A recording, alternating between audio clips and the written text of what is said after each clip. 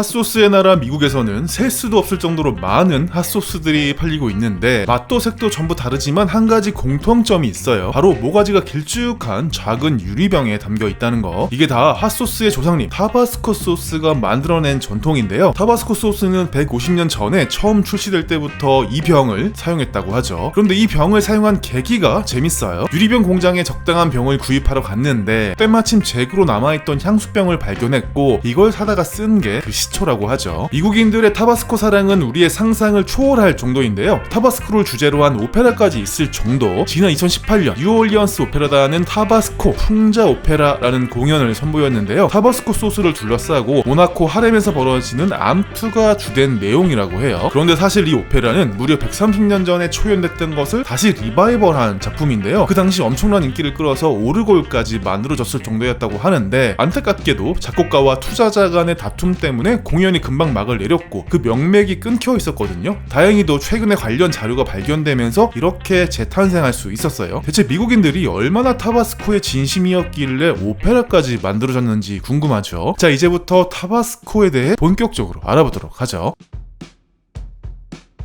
타바스코 소스는 1868년 미국 루이지애나주에 있는 에버리 섬에서 만들어져서 지금도 여전히 이곳에서는 타바스코 소스를 생산하고 있어요. 에버리 섬은 강으로 둘러싸여 있긴 한데 진짜 섬은 아니고 해발 46m쯤 되는 동네 뒷산 느낌이랄까? 영어로는 돔이라고 표현하더라고요. 그런데 이 돔 자체가 거대한 소금 덩어리예요. 여기가 바닷가 근처여서 소금이 퇴적되어 있었는데 이 부분만 융기하면서 소금산이 만들어진 거죠. 이곳의 주인은 에드먼드 맥켈러니. 원래는 잘나가는 은행원이었지만 남북전쟁이 터지면서 도시에서의 삶을 정리하고 에버리 섬으로 들어와 소금 광산을 시작해요. 그리고 이 소금들을 남부군에 판매했는데 전쟁 동안 파낸 소금만 100만 톤에 이를 정도로 엄청난 매장량을 자랑했다고 하죠. 그런데 북부군이 이곳까지 쳐들어오게 되면서 맥킬러니는 가족을 데리고 또 다른 곳으로 피신을 가거든요. 이때 북부군은 소금을 다시는 캐지 못하게 건널과 장비를 모조리 파괴해버리고 떠나요. 전쟁이 끝나고 다시 섬으로 돌아온 맥킬러니 가족에게 남아있는 거라곤 소금이랑 타바스코 고추밖에 없었어요. 맥킬러니는 원예에도 조예가 깊어서 섬에다가 이것저것 기르는 걸 좋아했는데 그 중에는 멕시코 타바스코산 고추도 포함되어 있었거든요. 피난길 마치고 돌아와 보니까 타바스코산 고추랑 에버리 섬이랑 궁합이 맞았는지 너무나 잘 자라 있었던 거죠. 그래서 맥킬러니는 이 소금과 고추를 이용해서 소스를 만들어 볼까? 라고 생각해요. 당시 전쟁에서 진 남부 지역은 사회 인프라가 전부 파괴돼서 매우 궁핍한 생활을 하고 있었거든요. 당연히 식자재 공급도 잘 안 돼서 먹던 것만 또 먹고 또 먹는 생활을 하고 있었는데 이러한 지루한 식단에 맥킬러니가 만든 고추 소스가 한 줄기 빛이 되면서 인기를 끌기 시작해요. 맥킬러니는 자기가 만든 고추 소스에 타바스코 소스라는 이름을 붙여서 판매하기 시작합니다. 에버리 섬을 지도에서 보면요, 멕시코 타바스코주와 지리적으로 가까운 걸 알 수 있어요. 실제로 에버리 섬 근처 항구는 멕시코와의 무역으로 붐볐던 곳이라고 하는데 그중 가장 유명한 무역품 중 하나가 바로 타바스코에서 나는 고추였어요. 그런데 역사학자들은 이 타바스코 소스를 처음 만든 사람이 따로 있다고 주장하고 있어요. 그 주인공은 바로 마운셀 화이트 대령. 마운셀 화이트는 큰 농장을 운영하면서 부를 쌓은 사람인데요. 독립전쟁에 참가해서 대령으로 전역했고 뉴올리언스 시 의원까지 역임하면서 이 동네에서는 모르는 사람이 없을 정도로 유명인이었다. 마운셀 화이트는 사람들을 모아놓고 저녁 대접하길 좋아했는데 자신이 재배한 타바스코 고추를 이용한 소스도 종종 선보였어요. 화이트의 농장을 방문했던 신문기자 한 사람도 이 소스를 맛볼 기회가 있었는데 기사에 따르면요, 고추를 끓인 후에 식초를 부어서 고추 소스를 만드는데 한 방울만 떨어뜨리면 음식의 풍미가 깊어진다라고 묘사했어요. 이 기사가 나온 날짜가 1850년, 맥킬러니의 타바스코 소스가 출시된 게 1868년이었으니까 무려 18년이나 앞서 타바스코 소스를 만든 셈이었죠. 상품화 역시도 마운셀 화이트 쪽이 먼저였는데요. 마운셀 화이트가 죽자 그 가족들은 마운셀 화이트의 타바스코 고추 농축 에센스라는 이름으로 그의 레시피를 상품화했어요. 이건 역시도 맥킬러니 타바스코 소스보다 4년이나 앞선 기록이거든요. 물론 이 맥킬러니의 타바스코 소스는 끓이는 게 아니라 숙성시키는 거기 때문에 레시피 자체는 다르다 하더라도 영향을 받았으리라는 건 쉽게 생각해 볼 수 있죠. 하지만 화이트의 타바스코 소스는 인기가 시들해지면서 단종됐고 맥킬러니의 타바스코 소스가 절대 강자로 군림하게 된 거예요.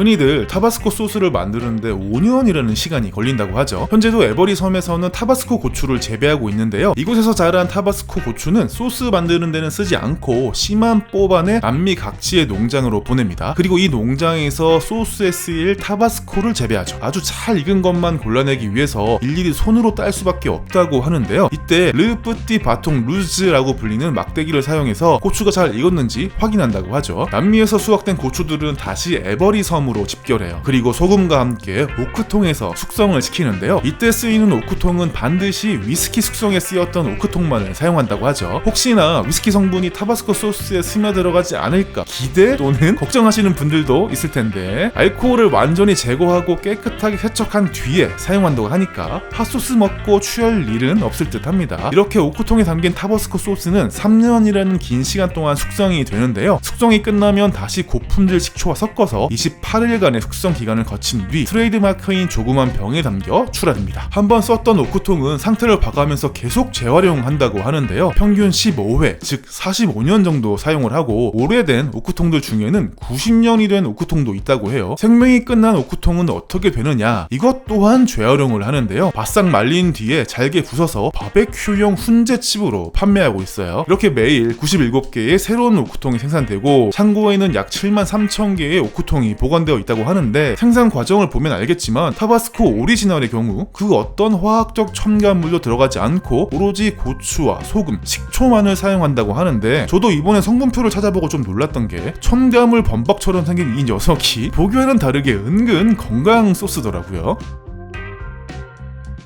한국인들이 타바스코 소스를 가장 많이 뿌려 먹는 음식은 단연 피자겠죠. 근데 이 피자 외에는 다른 음식이 딱히 떠오르지 않는 것도 사실이에요. 한국인들이 워낙 매운맛 흠손대원군들이어서 한식에다가 타바스코 소스 뿌려 먹기를 꺼리기 때문인데, 그래서 이게 수입사에서도 고민이었는지 한국 상황에 맞춘 여러 가지 조합을 소개해 놓고 있거든요. 고개가 끄덕여지는 것도 있고 하는 것도 있는데, 제가 여러분에게 꼭 트라이 해보라고 권하고 싶은 음식은 바로 굴이에요. 초장 대신 타바스코 소스를 살짝 뿌리면 색다른 풍미를 느낄 수 있어서 정말 맛있거든요. 초창기 타바스코 소스가 미국인들의 입맛을 사로잡을 수 있었던 이유도 바로 이 굴 때문이었어요. 서양권에선 굴이 너무 비싸서 부자들이나 먹는 음식이다, 이게 우리가 알고 있는 상식인데, 19세기 미국에선 정반대로 굴은 서민들의 음식이었어요. 당시 미국에선 오이스터 살룬이라는 선술집이 대유행이었는데, 단돈 25센트만 내면 굴 1갤런과 함께 버터와 빵을 마음대로 주문할 수 있었다고 하거든요. 당시 타바스코 소스의 도매 가격이 1달러였으니까 굴이 얼마나 쌌었는지 짐작이 가죠. 이 오이스터 살룬은 세인트루이스나 시카고 같은 내륙에서도 성행했을 정도로 미국 사회 전반에 널리 퍼져 있었어요. 타바스코 소스 도매상이었던 존 헨쇼는 굴에다가 타바스코를 뿌려 먹으면 기가 막히다는 걸 알고 있었거든요. 그래서 에드먼드 맥킬러니에게 편지 한 통을 보냅니다. 뉴욕의 비싼 식료품점 같은 곳에 납품해봤자 소수의 부자들에게만 팔린다. 이 타바스코 소스는 가난하고 더 많은 계층에게 판매될 수 있도록 오이스터 살룬이나 레스토랑을 공략해야 된다라는 내용이었어요. 존 헨쇼의 예상은 보기 좋게 맞아떨어지는데요. 오이스터 살룬에서 타바스코 소스를 맛본 사람들의 입소문을 타고 금방 전국구 유명세를 얻게 돼요. 그래도 아직은 이 낯선 소스를 어떻게 먹어야 하는지 몰라서 흥건하게 뿌려 먹다가 매운맛 대참사를 당하는 일이 자주 발생했거든요. 그래서 병에다가 스프나 고기, 굴 등의 한두 방울이면 충분하다, 타바스코 소스 한 병이면 다른 소스 12병과 같다라는 경고문을 적어두기도 했어요. 안타깝게도 굴의 수확량이 급감하면서 20세기 들어서 오이스터 살룬도 대부분 문을 닫게 되는데요. 하지만 타바스코 소스는 더 이상 오이스터 살룬에 의지 안 해도 될 만큼 미국인들을 중독시켜 놨어요. 어릴 때 타바스코를 먹고 자랐던 아이들이 이제는 할아버지가 됐고 미국인들의 고향의 맛으로 인식되기 시작한 거죠.